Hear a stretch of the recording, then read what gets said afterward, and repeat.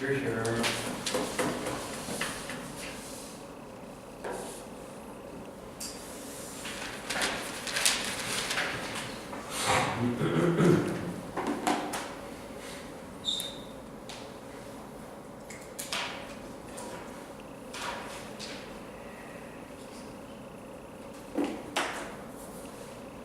Can I start?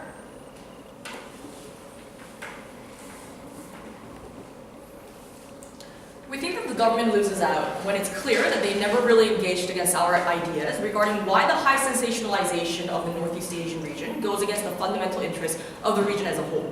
In terms of economic stability, in terms of signaling the idea of political stability towards the international community, or how we even gave that idea of how this high sensationalization is currently being exploited by many different domestic politicians and conservative groups, and emboldening those nationalistic sentiments, and emboldening those conservative ideas within that region. We think that that's what creates that political deadlock, and that's what disincentivizes the public or even the politicians from trying to dissolve that political tension that currently exists. These are very important impact analysis that was never really engaged coming from the government, and when they do in the reply speech, it's already too late, right? So, 3 questions I'm going to ask in my reply speech. 1, why the joint team, why Olympics, and why now? 2nd, where do we draw the line between self-actualization versus state interest? And 3rd, Moon is probably going to be pro-North Korea policy anyway, so how do we better do that? That's the best yardstick, right? So 1, why the joint team? We gave you the reason that it's the visceral and emotional impact of witnessing and watching the 2 Korean teams competing together, regardless of their political differences, regardless of their past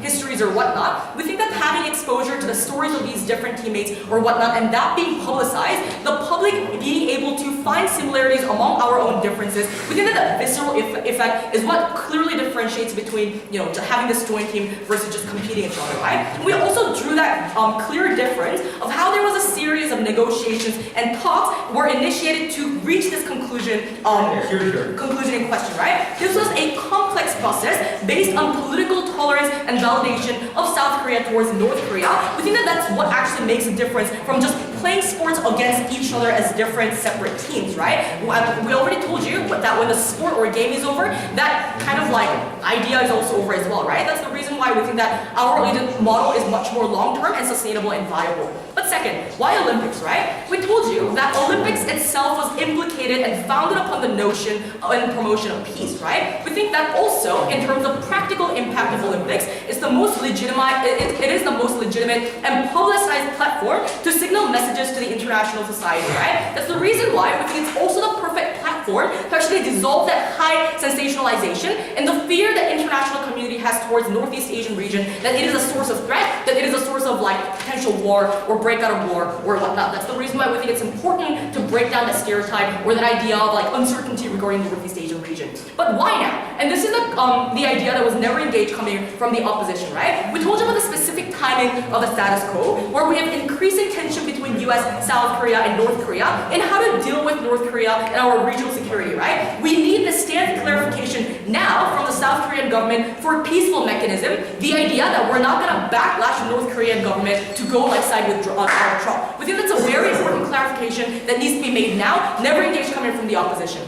2nd, where do we draw the line between self-actualization and state interest? When there's a clear public interest and clear goal and benefit. The same logic that the state has justification to take tax or other civil obligations from the citizens, right? We think that the normalization of the relations between South Korea and North Korea and the lessening of the tensions in the regional stability or in the region are also very clear benefits and public goals, right? And we also told you that when this self-actualization was extended by the South Korean government through active lobbying and government support, we think it's also legitimate for the South Korean government to actually have some legitimacy in inserting their political goal and their state interest as well, right? But 3rd, we tell you that Moon is probably going to be pro-North Korean policy anyway, so the yardstick is how to actually increase the probability of that peaceful mechanism and negotiations happening. We think this is a perfect gateway. We think this is a perfect starting point on how to actually initiate that political negotiation or that political diplomacy or those open talks with North Korean government, right? These types of things,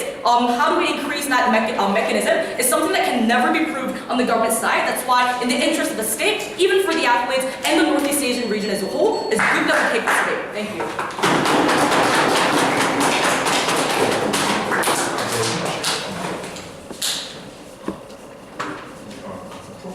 for speech. Directly like to invite the government reply to the political. Here!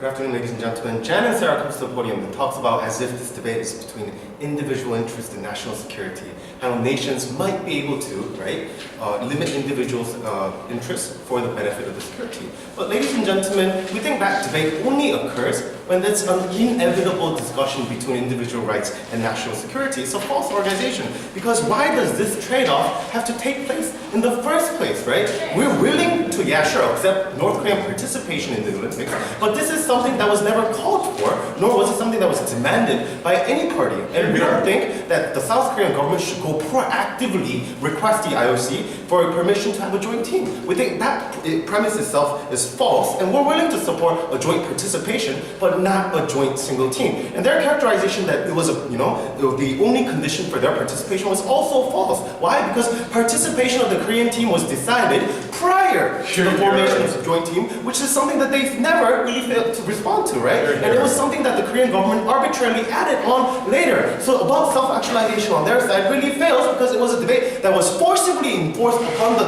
players in the first place, and upon that, there's something that these are sacrifices that did not necessarily have to be made.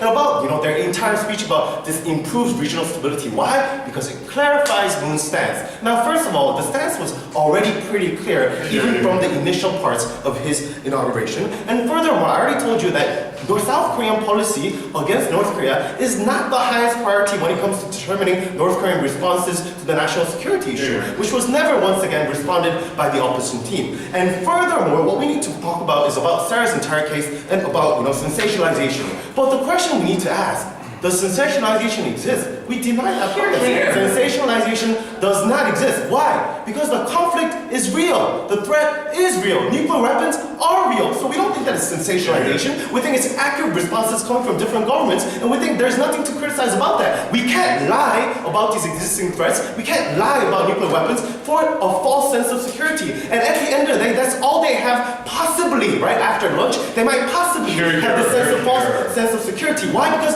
Kim Jong-un is never going to get rid of his nuclear weapons. He's never going to denuclearize. And that's something that they need to stick up there. They need to accept. And furthermore, ladies and gentlemen, Jan had a new matter about how competition in Olympics is good. He had completely new arguments about how we need to talk about how it's a good visceral image of them competing on the same playing field, right? Sure, we're willing to have them play on the same arena and the same rink as long as they're on opposite sides of the court, right? So we're willing to have that joint participation, but why necessarily a joint team was something that was still not explained by the opposition team when the government team consistently throughout all three speakers have been pushing this burden upon the opposition team. That was never responded, ladies and gentlemen. And furthermore, they also have an extremely rosy picture of how negotiations are going to result in better relations between North and South Korea. I've already rebutted that, but on top of that, about clear policies combined with this, ladies and gentlemen, we need to be extremely clear, and we need to ask the government opposition side, what exactly do you want as a result of the negotiations, right? Because that has never been clear. They talk about how different governments have different agendas. Sure. We had the Sunshine Policy. What was the response for that? We